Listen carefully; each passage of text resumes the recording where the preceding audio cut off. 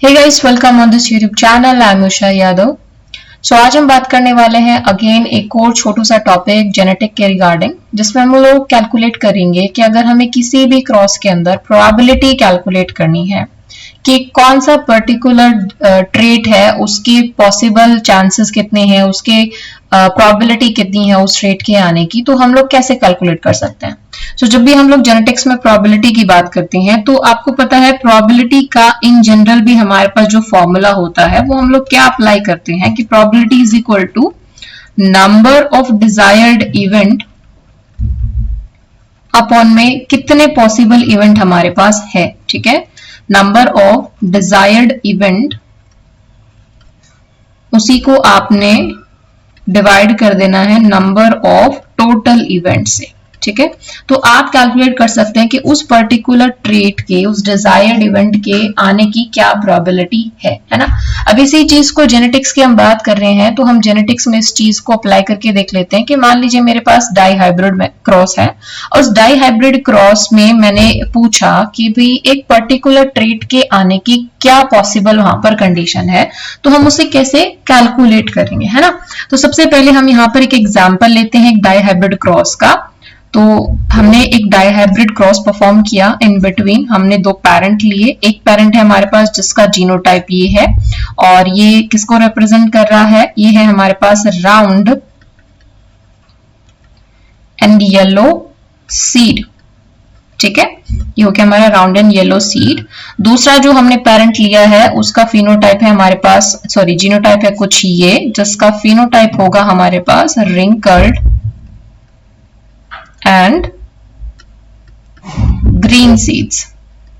तो यहां पर हमें क्लियरली पता चल रहा है कि जो राउंड सीड्स है वो रिंकल्ड के ऊपर डोमिनेंट है और जो येलो सीड्स है वो ग्रीन सीड्स के ऊपर डोमिनेंट है। ठीक है, अब हमने इनके बीच में क्रॉस कराया। ऑफ कोर्स क्रॉस कराने से पहले हम लोग यहाँ पर इनकी गैमीट्स बनाएंगे। गैमीट्स बनाना भी मैंने आपको एक सेपरेट वीडियो लेसन में सिखाया है, सो मेक श्योर कि आप उस लेसन को देखें, जिससे आपको ये पता चल रहा है कि अगर आपको पेरेंट से कैलकुलेट करना कि कितने पॉसिबल गैमेट्स बन सकते हैं तो आप इजीली कैलकुलेट कर ले। तो यहाँ से हमारे पास जो गैमेट बनेगा वो ये बनेगा और यहाँ से हमें जो गैमेट्स मिला वो हमारा ये होगा।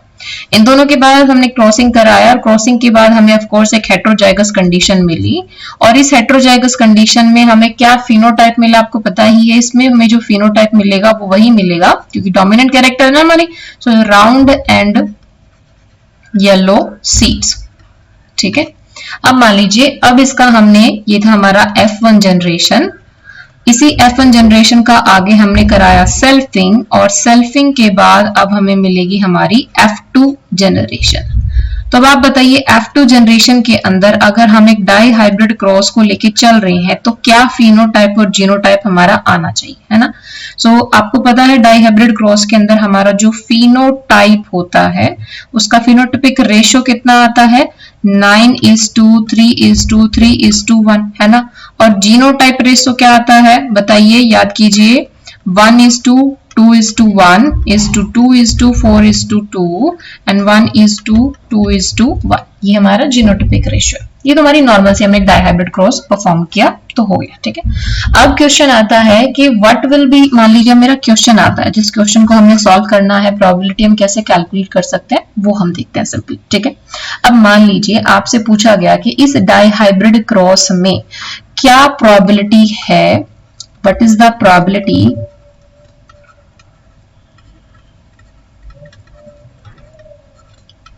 ऑफ राउंड ग्रीन आने की क्या प्रोबेबिलिटी है, आपको ये कैलकुलेट करना, what is the probability of round green seeds. ठीक है, हमने प्रोबेबिलिटी का फॉर्मूला अभी देखा था, नंबर ऑफ डिजायर्ड इवेंट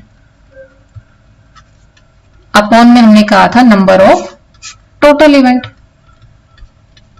ये हमारा प्रोबेबिलिटी का फॉर्मूला था, राइट। ठीक है, अगर हमें कैलकुलेट करना है राउंड ग्रीन, ये हमारा डिजायर्ड कैरेक्टर है, इस डिजायर्ड कैरेक्टर के आने की प्रोबेबिलिटी अगर हमें कैलकुलेट करनी है तो हम कैसे कैलकुलेट करेंगे। हमें राउंड ग्रीन का पहले पता होना चाहिए कि कितना राउंड ग्रीन हमें मिल रहा है ना। वापस अपने क्वेश्चन के ऊपर आते हैं। अब इस रेशियो में देखिए 9:3:1, ये किस चीज को रिप्रेजेंट कर रहा है, ये रिप्रेजेंट कर रहा है हमारा, I think I should write down in different colour, ये है हमारा इस तरीके से,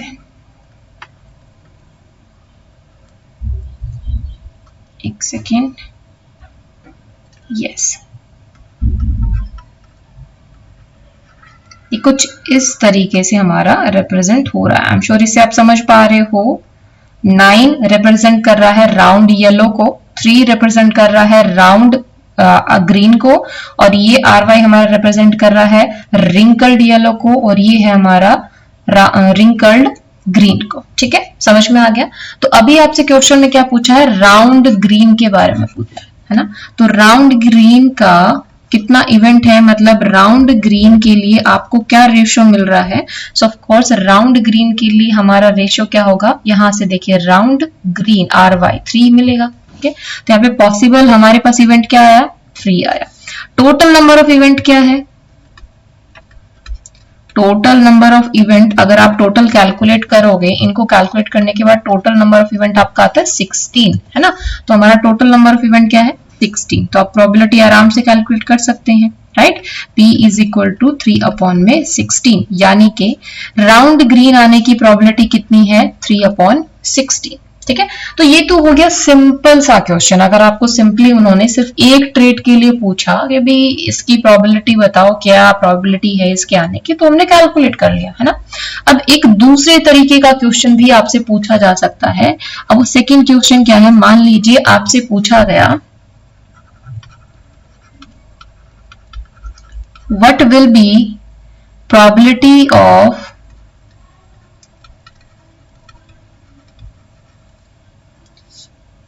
पहला, इसी के अंदर 2 हमारे पास हो गए, राउंड येलो और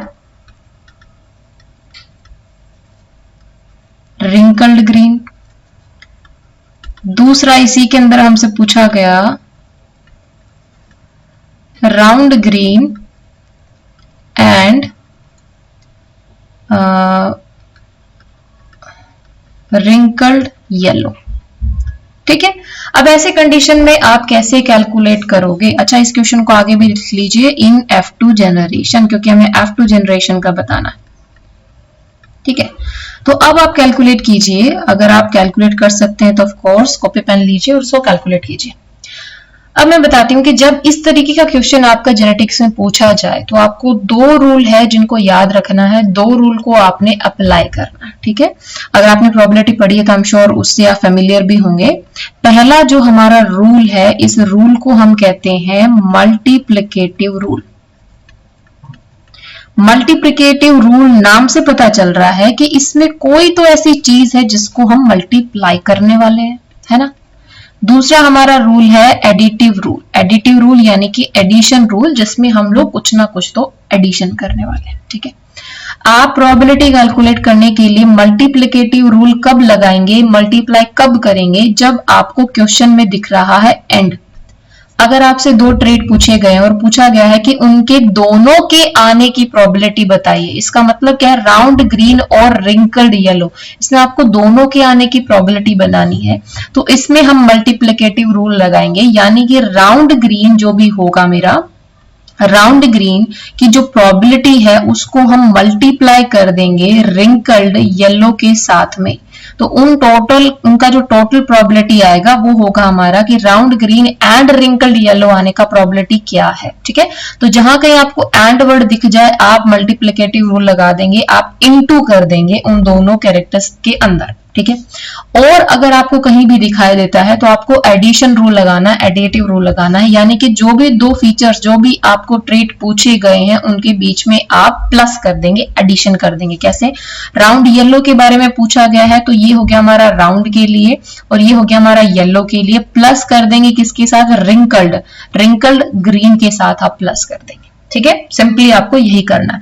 अब आप वापस अपने क्वेश्चन में देखिए, आपसे पूछा क्या था, राउंड येलो की, है ना। तो हमें सॉल्यूशन करना है, हमें पहले क्या चाहिए भैया, राउंड येलो की प्रोबेबिलिटी क्या है, सेकेंड, यस, राउंड येलो पूछा है ना भैया, ये तो डोमिनेंट आएगा, हमने थोड़ा सा उल्टा लिख दिया। पहले क्वेश्चन में हमसे राउंड येलो पूछा था, दूसरे क्वेश्चन में हमसे राउंड ग्रीन पूछा था, है ना। यस, क्योंकि हमारा येलो डोमिनेंट है ना ग्रीन के ऊपर। ओके, अब इस क्वेश्चन में से आपको क्या देखना है, राउंड येलो का प्रोबेबिलिटी कितना है भैया, 9 है। ठीक है, तो राउंड येलो के लिए है हमारा 9। हमसे पूछा रिंकल्ड ग्रीन के लिए, तो रिंकल्ड ग्रीन के लिए हो जाएगा हमारा ये, और रिंकल्ड ग्रीन के लिए हमारा प्रोबेबिलिटी क्या है 1, क्योंकि हमारा प्रोबेबिलिटी कितना आया था 9:3:1 था, है ना। यहाँ से राउंड येलो का हो गया 9, राउंड ग्रीन का हो गया हमारा 1, राउंड ग्रीन के लिए पूछा, सॉरी रिंकल्ड ग्रीन के लिए हमारा हो गया 1। अब हमसे पूछा है राउंड ग्रीन के लिए, तो इसके लिए हो गया अगेन 3, और रिंकल्ड येलो के लिए पूछा है, इसके लिए भी हो जाएगा हमारा 3, है ना। अब आप सिंपली इनको रख दीजिए। क्या करना है हमने, राउंड येलो का प्रोबेबिलिटी, राउंड येलो का प्रोबेबिलिटी निकालिए। कितना प्रोबेबिलिटी है भैया राउंड येलो आने का, पॉसिबल इवेंट अपॉन में टोटल इवेंट, 9/16 हो गया। रिंकल्ड ग्रीन के लिए हमें करना है रिंकल्ड, अच्छा ये प्लस वाला है तो ऑफ कोर्स हम उसको उसके नीचे ही लिख लेते हैं, है ना, थोड़ा सा कंफ्यूजन नहीं होगा। हम पहले क्वेश्चन का सॉल्यूशन कर रहे हैं यहाँ पर, जिसमें हमने कहा राउंड येलो और रिंकल्ड ग्रीन, और है तो हमें एडिशन रूल लगाना है। सो राउंड येलो का प्रोबेबिलिटी हो गया 9/16 प्लस में रिंकल्ड ग्रीन के लिए पूछा है, तो रिंकल्ड ग्रीन के लिए हमारा कितना प्रोबेबिलिटी हो गया 1/16, पॉसिबल इवेंट कितना है 1 है, और टोटल नंबर ऑफ इवेंट कितना हो गया 16 हो गया। तो यहां से आप कैलकुलेट कर लेंगे 9 + 1 यानी कि 10/16। तो इसके आने की हमारी प्रोबेबिलिटी कितनी है 10/16 है, ठीक है। मल्टीप्लिकेटिव रूल को देखिए कि दूसरे क्वेश्चन में हमें मल्टीप्लिकेटिव रूल लगाना है। यहां में क्या पूछा है राउंड ग्रीन का, पहले हमें प्रोबेबिलिटी कैलकुलेट करना है। राउंड ग्रीन का प्रोबेबिलिटी कितना है भैया 3/16, ठीक है, इनटू कर देना है आपने रिंकल्ड येलो का, रिंकल्ड येलो का भी कितना है 3/16, तो ये हो जाएगा हमारा 9/256। तो ये प्रोबेबिलिटी हमारा किसका है round green and wrinkled yellow आने का। तो ये है हमारे दो रूल, मल्टीप्लिकेटिव रूल और एडिटिव रूल और एडिशन रूल। ये क्वेश्चन अगर आपसे पूछा जाए तो आप ऐसे इसको सिंपली सॉल्व कर सकते हैं। जहां पे आपको एंड दिख रहा है वहां पे आपको मल्टीप्लाई करना है, जहां पे आपको और दिख रहा है वहां पे आपको एडिशन करना है। आई एम श्योर इससे आपको समझ में आ गया है कि अगर प्रोबेबिलिटी के ऊपर बेस्ड जेनेटिक्स में कोई भी क्वेश्चन आपसे पूछेगा तो आप उसको सिंपली सॉल्व कर सकते हैं, ठीक है। सो आई होप गाइज आपको ये लेसन पसंद आया होगा। अगर आपको पसंद आया है तो please hit the like button and subscribe my channel.